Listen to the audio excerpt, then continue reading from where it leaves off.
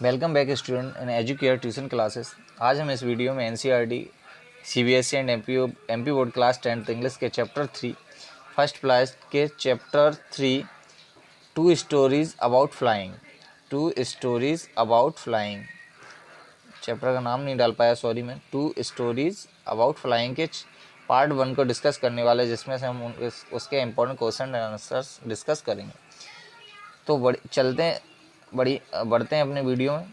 तो पहला chapter 3 part 1 अ black aeroplane, इसका पहला पार्ट हम ब्लैक एरोप्लेन डिस्कस करने वाले हैं।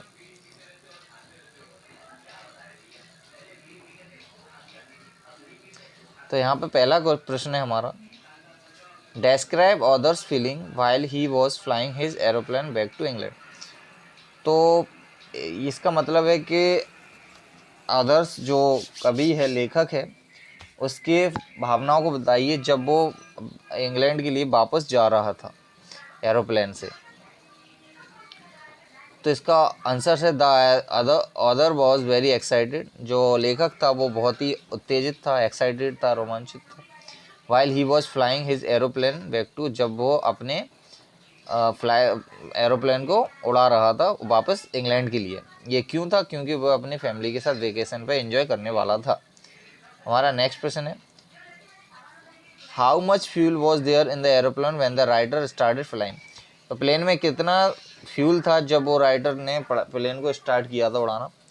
तो there was a sufficient fuel in the tank of the aeroplane. तो वहाँ पे इतना फ्यूल था कि वो प्लेन को लैंड करा सकता था इंग्लैंड के लिए।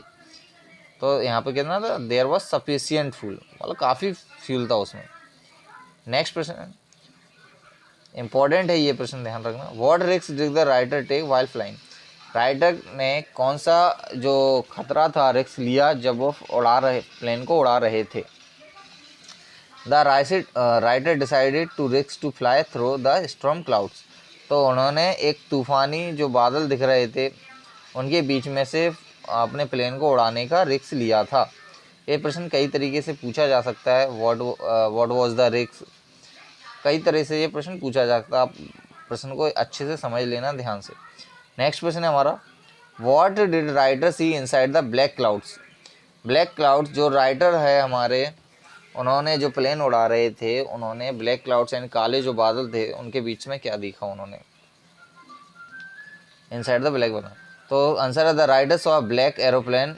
उन्होंने एक ब्लैक काले कलर का एरोप्लेन देखा, which had no lights on its wing, और उसके जो पंख थे उस पर कोई भी लाइट्स नहीं दिख रही थी। नेक्स्ट है, why did the writer follow the pilot of another aeroplane. तो राइटर ने दूसरे एरोप्लेन के पायलट को क्यों फॉलो किया? तो इसका आंसर है the writer followed another aeroplane. Follow किया क्योंकि he had lost the way in the storm, क्योंकि वह रास्ता भूल गए थे तूफान में, इसलिए उन्होंने उसको फॉलो किया था। नेक्स्ट प्रश्न है हमारा, why did the women in control room get shocked. जो कंट्रोल रूम में जो औरत थी वह क्यों एकदम तरीके से चौंक गई थी? व्हेन द राइटर, आश्चर्यचकित हो गई थी। When the writer ask about another aeroplane, जब राइटर ने उनसे एक दूसरे एरोप्लेन के बारे में पूछा। तो वुमेन शॉक, वुमेन आश्चर्यचकित हुई क्योंकि because there was no such plane. वहाँ पे कोई भी किसी भी प्रकार का प्लेन था फ्लाइंग इन द स्काई उस रात, in that night, in the sky that night. उस रात किसी भी प्रकार का कोई भी वहाँ पे प्लेन नहीं उड़ रहा था। As she saw on the radar, जैसे उसने रडार पर देखा। तो जैसे ही उन्होंने पूछा राइटर ने, तो वो एकदम से ये बात सुनकर आश्चर्यचकित हो गई क्योंकि वहाँ पे कोई प्लेन था ही नहीं। तो नेक्स्ट प्रश्न है, why did the writer want to meet the pilot of another black aeroplane. तो जो राइटर था वो दूसरे एरोप्लेन के पायलट से क्यों मिलना चाहता था? आप सभी जानते हैं, he wants to thank him as he had saved the life of the writer. वो इसलिए मिलना चाहता था क्योंकि वो उसे धन्यवाद कहना चाहता था क्योंकि उसने उसकी जान बचाई थी। What does the writer feel inside the cloud. Writer को जो प्लेन उड़ा रहे थे उनके बादलों के बीच में उन्हें कैसा महसूस हो रहा था? तो when the writer enter the cloud, जैसे ही जो राइटर थे क्लाउड एंटर हुए बादलों के बीच में, it become impossible to see outside. ये बिल्कुल भी असंभव हो गया आसपास देखना, बाहर देखना। द एरोप्लेन के बाहर देखना, इंस्ट्रूमेंट स्टॉप वर्किंग, और जो भी जो यंत्र थे प्लेन के वो सारे के सारे काम करना बंद कर देते हैं तूफान में। नेक्स्ट है write describe the sky when Dakota took off from Paris. आकाश का वर्णन कीजिए, आसमान का वर्णन कीजिए जब जो डकोटा जो फ्लाइट थी वो पेरिस से छूटी इंग्लैंड के लिए। तो it was a night time, रात का समय था। The moon was coming up, चांद निकल रहा था। स्टार्स वॉज शाइनिंग, तारे चमचमा रहे थे। There was not a single cloud in the, और आसमान एक तरीके से साफ था, वहाँ पे एक भी बादल नहीं था जब वो राइटर पेरिस से निकल रहे थे। तो नेक्स्ट प्रश्न है what difficulty did the narrator face while flying the storm. Storm में तूफान प्लेन उड़ाते समय जो नरेटर थे, राइटर थे, उनको कौन कौन सी जो डिफिकल्टीज थी का सामना करना पड़ा। When the writer in the cloud, जैसे ही राइटर जो बादल में प्रवेश करते हैं या तूफान में प्रवेश किया, it become impossible to see outside the plane, तो प्लेन के बाहर देखना एकदम इम्पॉसिबल हो सका था।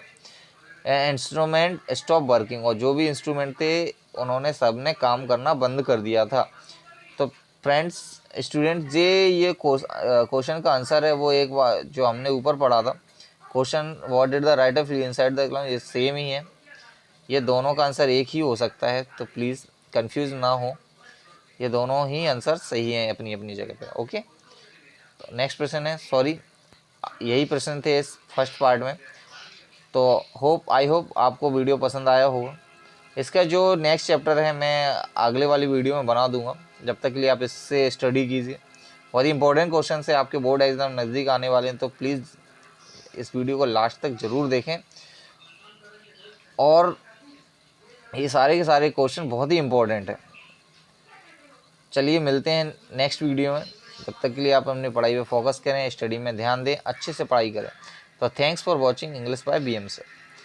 तो प्लीज़ वीडियो अगर पसंद आई तो वीडियो को लाइक करें, चैनल को सब्सक्राइब करें एंड वीडियो को शेयर करें, और बेल आइकन को भी प्रेस कर लें जिससे आने वाली वीडियो की नोटिफिकेशन आपको समय पर मिलती रहे। जय हिंद, जय भारत, वंदे मातरम।